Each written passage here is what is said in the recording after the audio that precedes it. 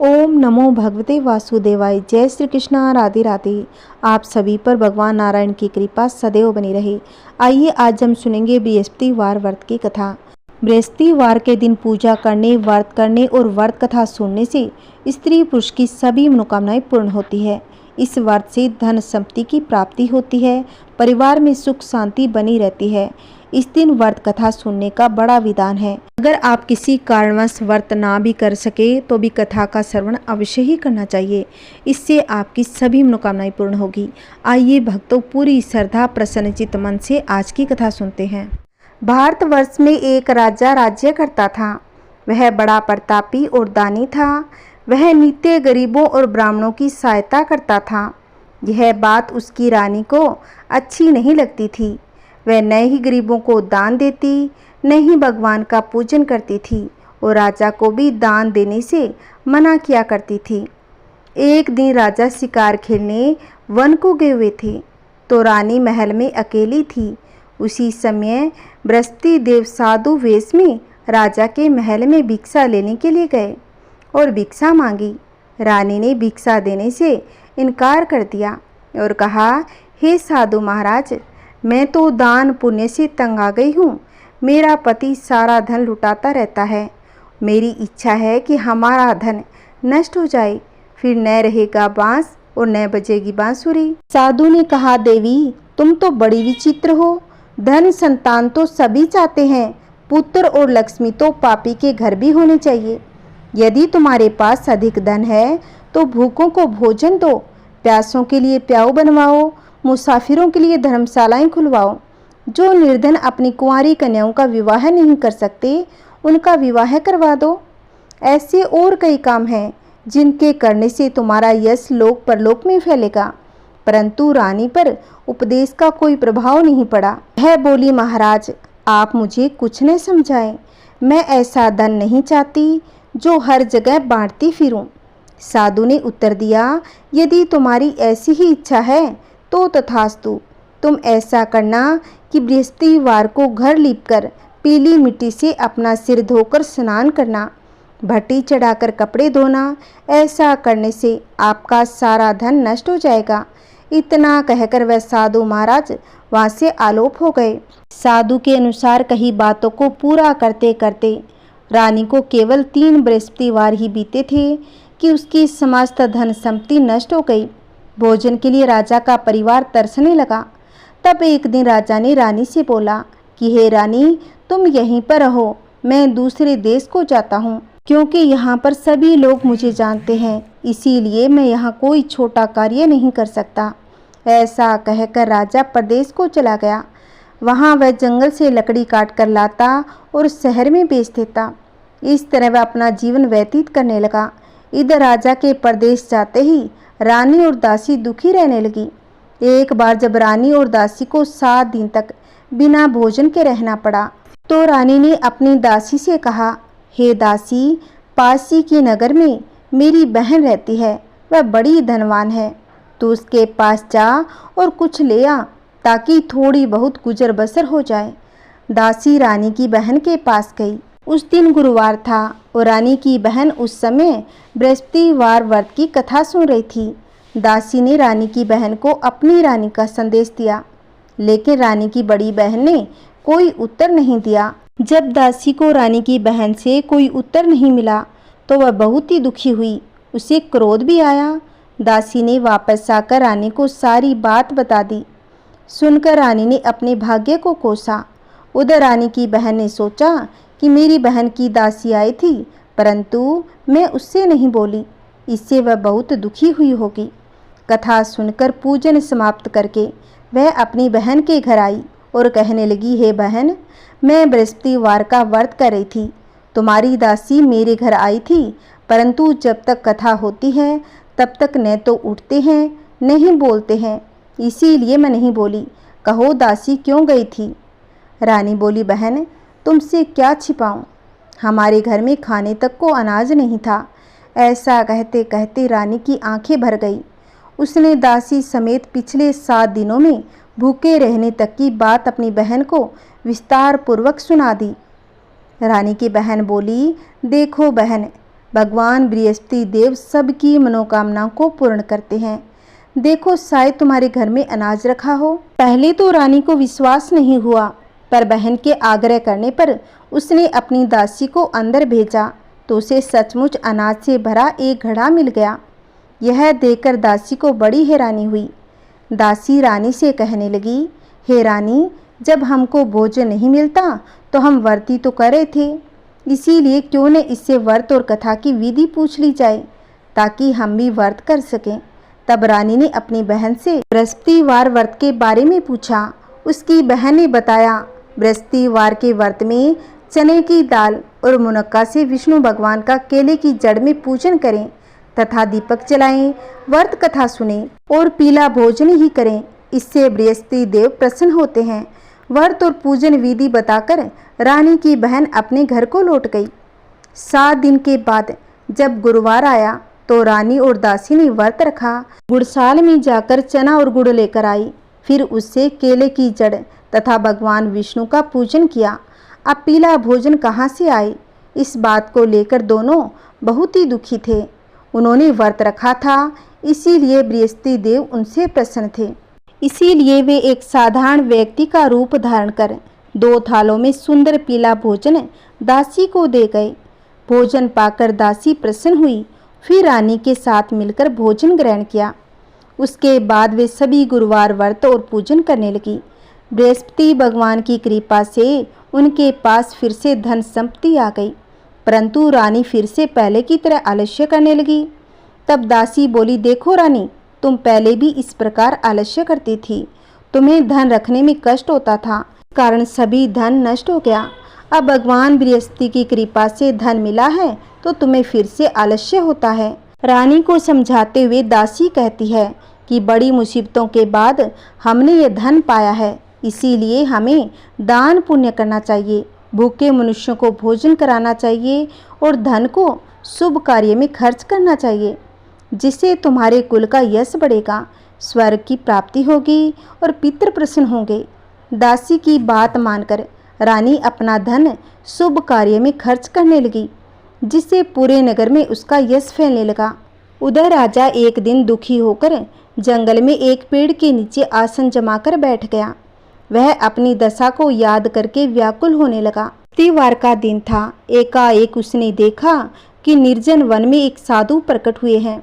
वह साधु वेश में स्वयं बृहस्पति देवता थे। लकड़हारे के सामने आकर बोले, हे लकड़हारे, इस सुनसान जंगल में तू चिंता मगन क्यों बैठा है? लकड़हारे ने दोनों हाथ जोड़कर प्रणाम किया और उत्तर दिया, हे महात्मा जी, आप सब कुछ जानते हैं, मैं क्या कहूँ। यह कहकर रोने लगा और साधु को अपनी आत्मकथा सुनाई। महात्मा जी ने कहा, तुम्हारी स्त्री ने बृहस्पति के दिन बृहस्पति भगवान का निरादर किया है, जिसके कारण रुष्ट होकर उन्होंने तुम्हारी यह दशा कर दी।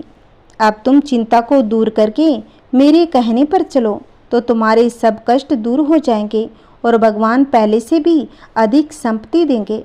तुम बृहस्पति के दिन कथा किया करो। 2 पैसे के चने मुनक्का लाकर उसका प्रसाद बनाओ। शुद्ध जल से लोटे में शक्कर मिलाकर अमृत तैयार करो। कथा के बाद अपने सारे परिवार और सुनने वाले प्रेमियों में अमृत व प्रसाद बांटकर आप भी ग्रहण करो। ऐसा करने से भगवान तुम्हारी सभी मनोकामनाएं पूरी करेंगे।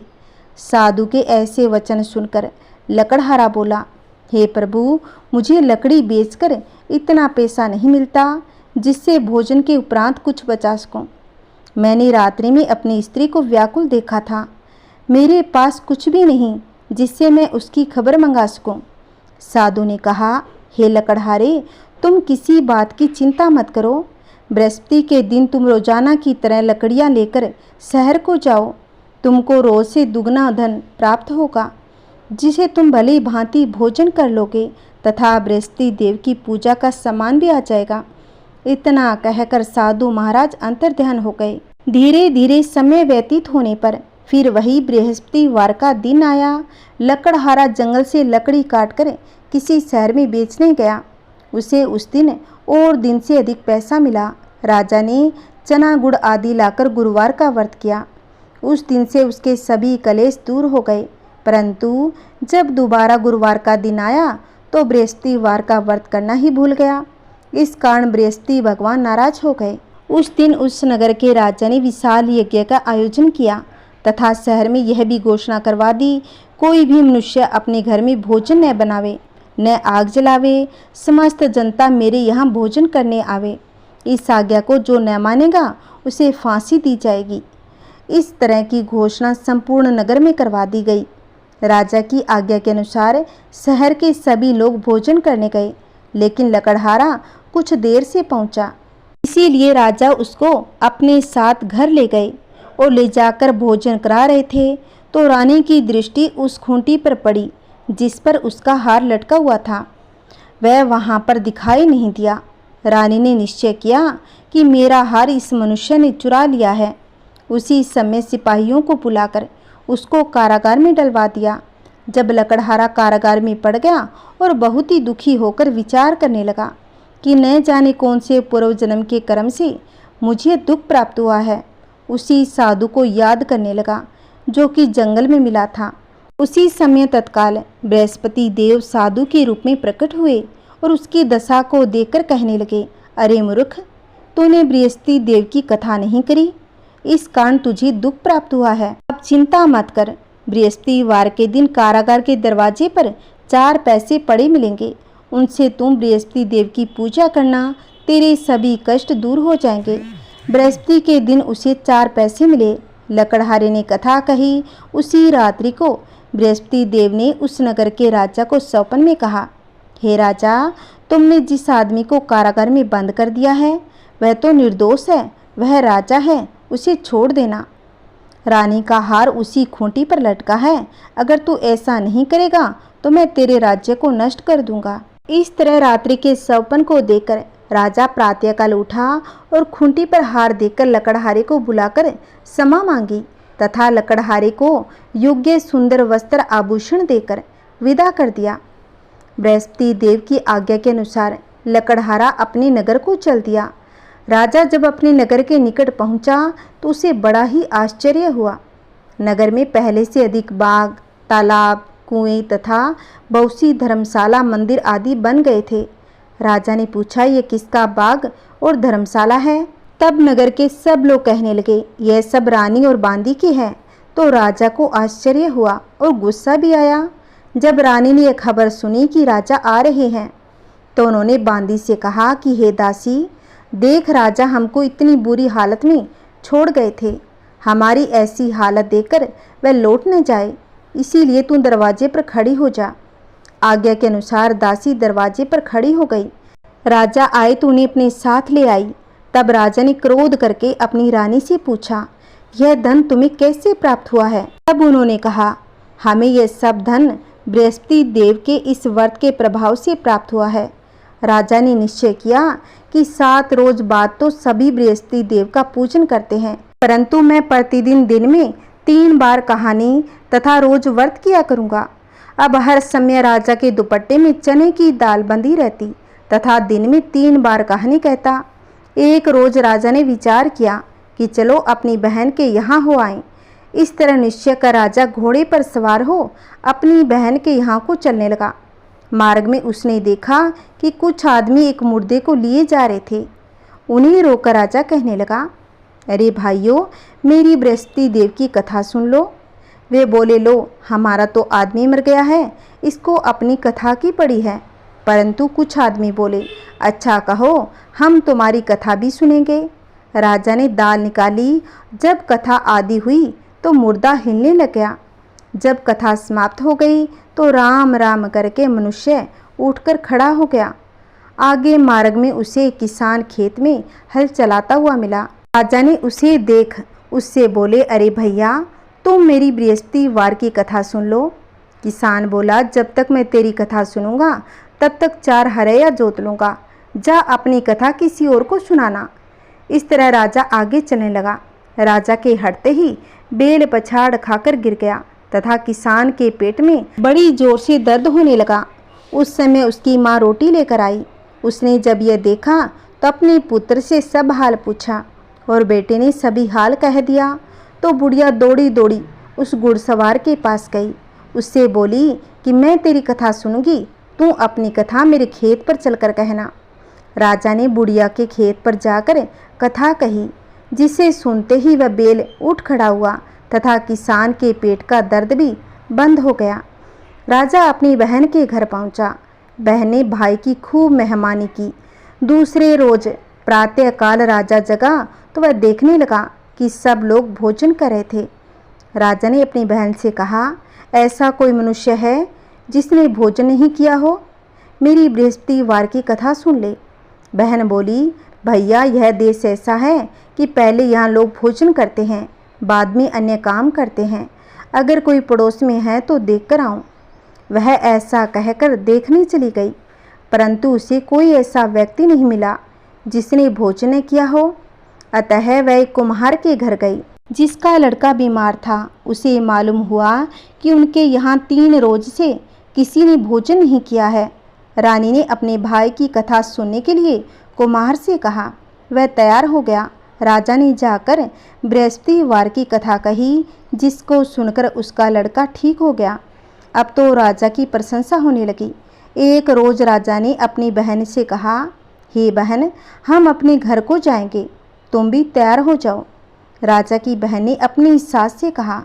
सास ने कहा, हाँ चली जा, परंतु अपने लड़कों को मत ले जाना, क्योंकि तेरे भाई की कोई औलाद नहीं है। बहन ने अपने भैया से कहा, हे भैया, मैं तो चलूँगी, पर कोई बालक नहीं जाएगा। राजा बोला, जब कोई बालक ही नहीं चलेगा तब तू ही क्या करेगी? बड़े दुखी मन से राजा अपने नगर को लौट आया। राजा ने अपनी रानी से कहा, हम निर्वंशी राजा है, हमारा मुँह देखने का धर्म नहीं है और कुछ भोजन आदि नहीं किया।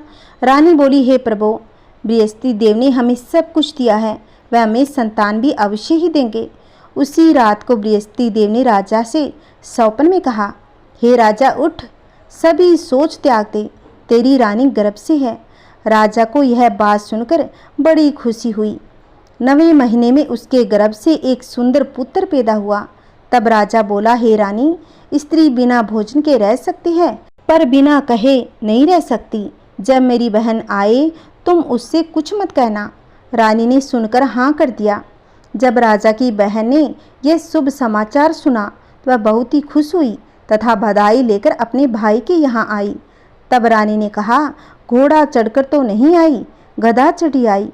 राजा की बहन बोली, भाभी, मैं इस प्रकार न कहती तो तुम्हें संतान कैसे मिलती?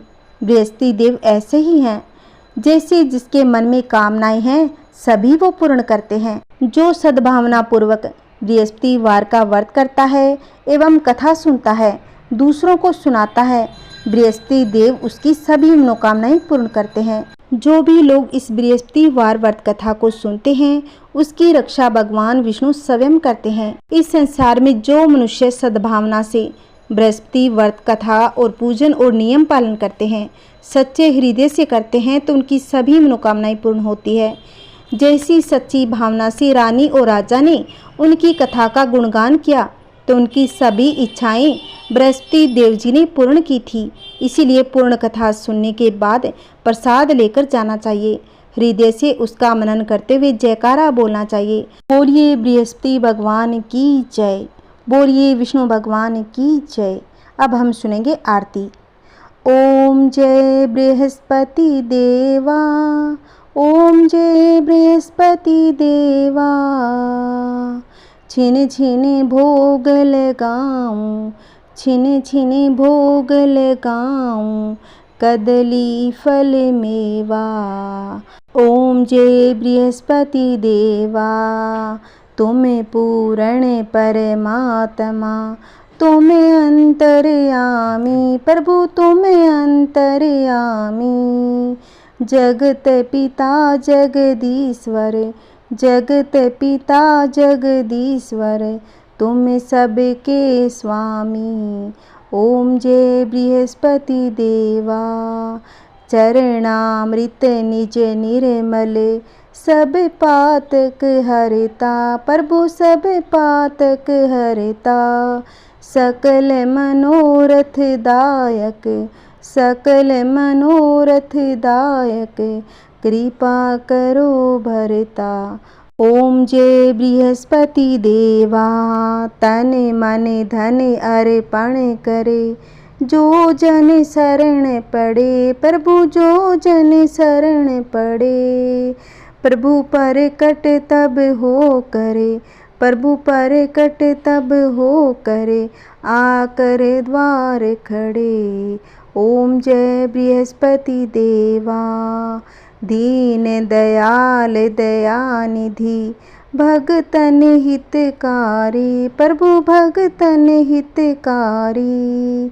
पाप दोष सब हरता, पाप दोष सब हरता। भव बंधन हारी। ओम जय बृहस्पति देवा, सकल मनोरथ दायक। सब संशय तारो प्रभु, सब संशय तारो। विषय विकार मिटाओ, विषय विकार मिटाओ। संतन सुखकारी। ओम जय बृहस्पति देवा, जो कोई आरती तेरी प्रेम सहित गावे प्रभु, प्रेम सहित गावे। ज्येष्ठानंद मंद सो सो, ज्येष्ठानंद मंद सो सो। निश्चय वह पावे।